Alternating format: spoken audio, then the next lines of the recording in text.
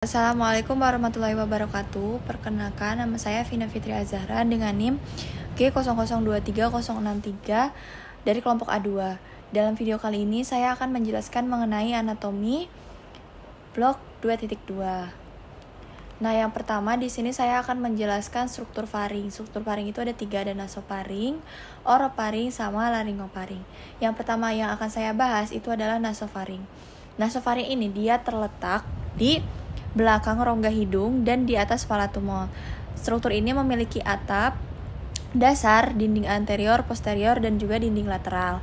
Nah, atap nasofaring itu dibentuk oleh corpus ospinodalis dan juga pars basilaris dari os occipitalis. Nah, di dalam submukosa terdapat jaringan lipoid yang disebut tonsila pharyngeal. Nah, fungsi utama nasofaring ini dia itu untuk menghantarkan udara dari inlet laring guna membantu pernapasan dan berbicara. Terus otot-otot di area ini juga dia bersama-sama untuk menjaga keseimbangan dan ventilasi ke telinga dengan membuka dan menutup tabung eustachius.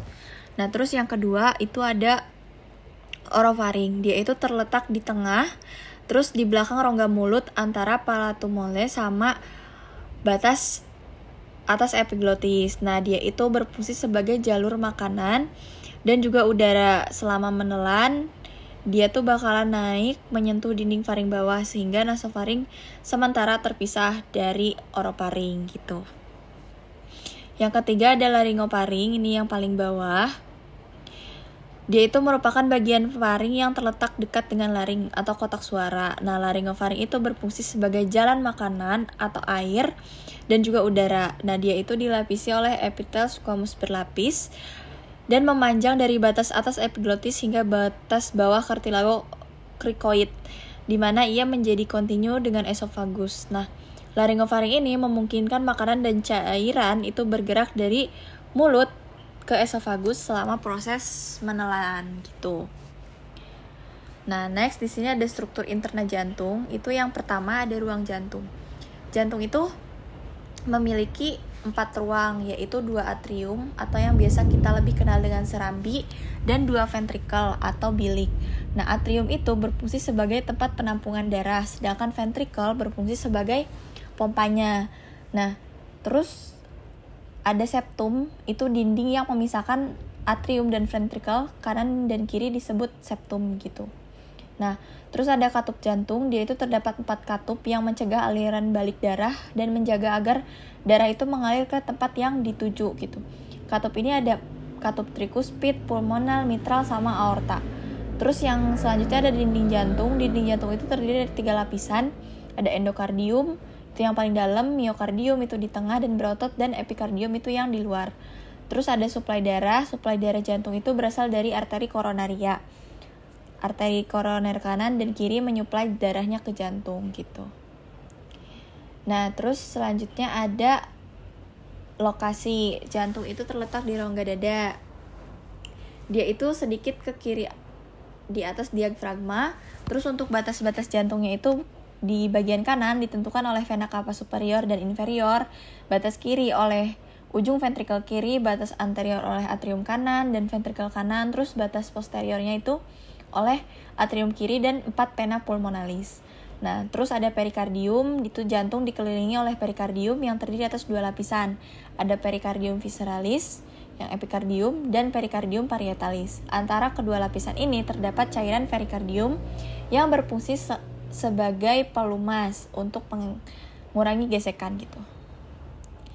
Nah, terus di sini ada mekanisme pembuka dan penutup katup jantung. Katup itu kan ada atrioventrikular sama semilunar. Nah, kalau yang atrioventrikular dia itu trikuspid dan mitral. Itu membuka selama fase diastol ketika tekanan di atrium lebih tinggi daripada di ventrikel. Ini kemungkinan darah mengalir dari atrium ke ventrikel. Nah, kalau misalnya penutupannya itu dia ketika ventrikelnya berkontraksi selama sistolik. Tekanan ini di ventrikel meningkat mendorong katup atrioventrikularnya itu dia untuk menutup. Nah, ini tuh mencegah aliran balik darah ke atrium. Nah, otot papilaris dan tendinae berperan dalam menjaga katup tertutup selama kontraksi ventrikel. Nah, sedangkan kalau misalnya yang katup aorta dan pulmonalis itu dia untuk membukanya ketika tekanan di ventrikel kanan dan kiri melebihi tekanan di arteri pulmonalis dan aorta selama ventrikel berkontraksi dan mengosongkan isinya gitu. Nah, untuk penutupannya katup aorta sama pulmonalis ini ketika ventrikel relaksasi dan tekanan di ventrikel itu turun di bawah tekanan arteri pulmonalis dan aorta. Penutupan katup ini mencegah aliran darah balik ke ventrikel gitu. Nah, selanjutnya ada diafragma dan mediastinum. Nah, diafragma itu apa sih?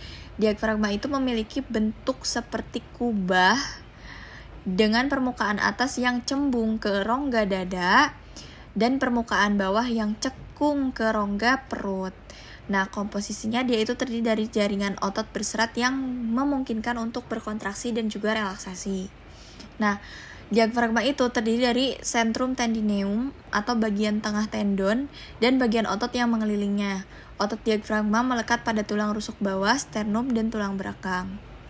Nah, fungsinya diafragma itu dia sebagai dalam pernapasan itu dia berkontraksi dan relaksasi untuk mengubah volume rongga dada yang memungkinkan paru-paru mengembang dan juga mengempis selama proses pernapasan.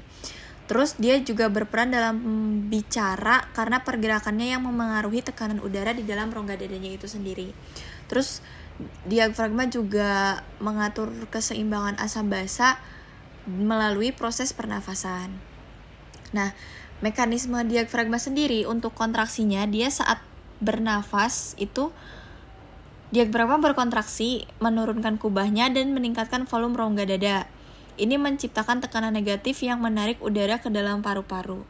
Sedangkan kalau misalnya relaksasi itu diafragmanya relaksasi, kubahnya naik dan volume rongga dadanya berkurang, jadi udaranya tuh terdorong untuk keluar gitu. Nah, terus kita bahas mediastinum. Mediastinum itu membentang dari thoracic inlet hingga diafragma di bagian bawah. Nah, mediastinum itu dibagi menjadi beberapa kompartemen. Yang pertama ada mediastinum superior, itu terletak di atas garis batas antara manubrium sterni dan vertebral torakal keempat. Nah, mediastinum superior itu dia berisi trakea, esofagus, timus, dan juga pembuluh darah. Terus ada mediastinum anterior. Mediastinum anterior itu berada di depan jantung dan di belakang sternum. Dia itu berisi timus dan lemak mediastinal. Terus ada middle mediastinum, itu dia terletak antara mediastinum anterior dan juga posterior. Nah, dia itu berisi jantung, pembuluh darah besar, dan juga saraf. Nah, terus ada mediastinum posterior, dia di belakang jantung dan di depan tulang belakang. Dia itu berisi esofagus, saraf, dan pembuluh darah. Nah, terus fungsi mediastinum itu buat apa sih?